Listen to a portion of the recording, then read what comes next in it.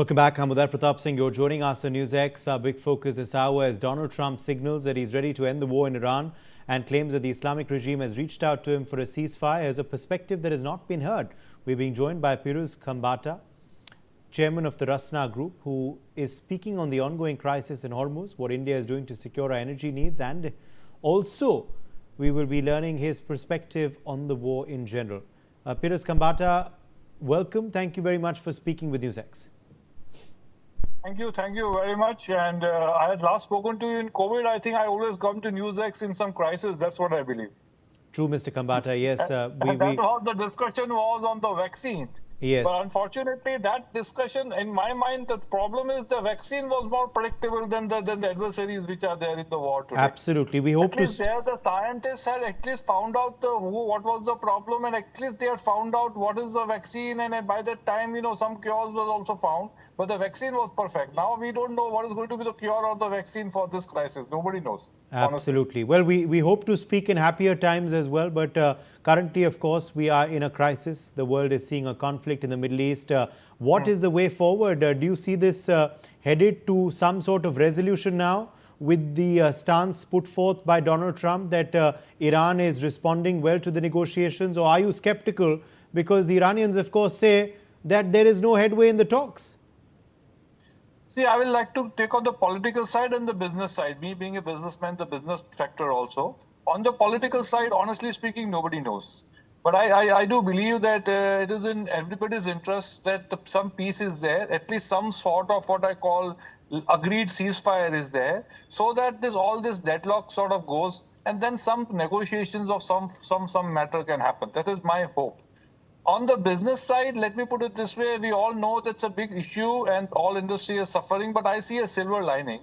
And the silver lining is this, that today when adversaries are there, I think our government responds better in terms of reforms. And I think they are very good in terms of immediate announcements. I think we exporters and businessmen are pretty happy with the steps the government has been taking lately to help businesses in a big way, including exporters. And I should compliment the government for that. I should also say that this is a good time to reflect on our strategy of Make in India and Atmanirbhar Bharat, because these strategies we have used in adopted in the last few years, and now we know the benefit of it. The whole world is now moving towards what I call Atmanirbharta, self-reliance, and India possibly has started it much before. So I think it is very good, and I think this will also give a signal to a lot of industries who are dependent on imports or who are totally dependent on exports that India is a market to be, and they should diversify. It should also give a signal to them that they should diversify beyond Middle East and GCC markets, because a lot of us exporters were only concentrating there. So I see some silver lining there also. Coming to the situation on ground, as you know, we are all from Iran. We all Parsis came to India from Iran probably centuries back. And I tell everybody that we are lucky that we landed in India, and the Indian society, the Indian dispensation at that time accepted us as sugar in milk. And as the saying goes, we also sweeten the milk.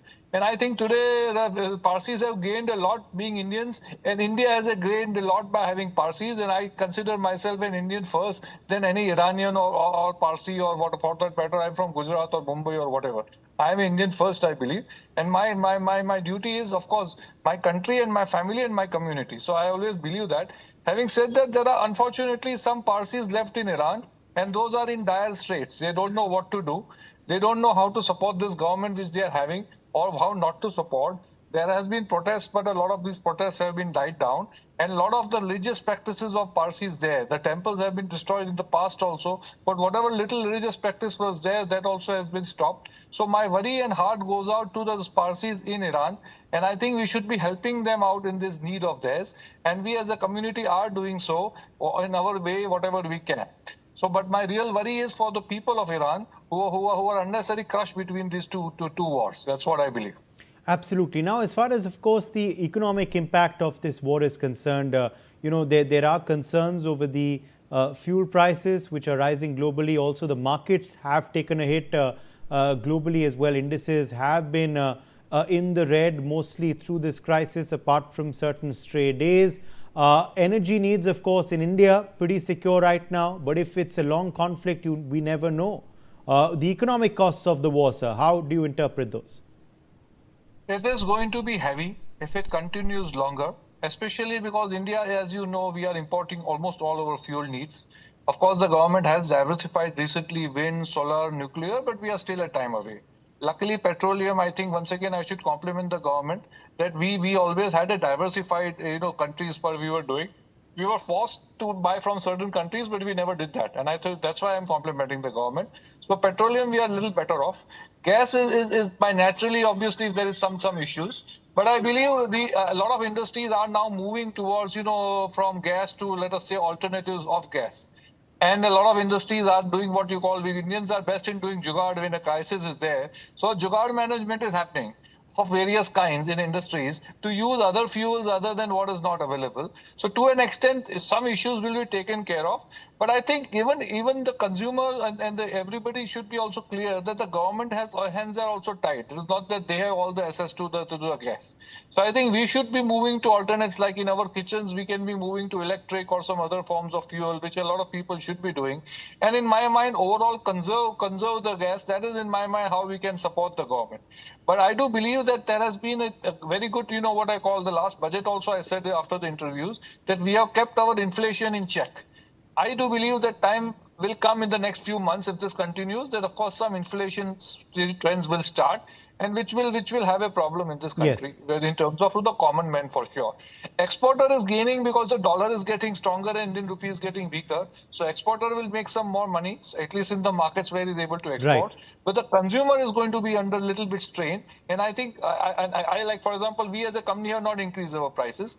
We are responsible. And I think we would try and absorb the shock. And I do urge the industrialists with the consumer side to not put all the stock, what I call, not ensure that they absorb the prices and ensure that all the shock doesn't come to the consumer. That's what I personally believe.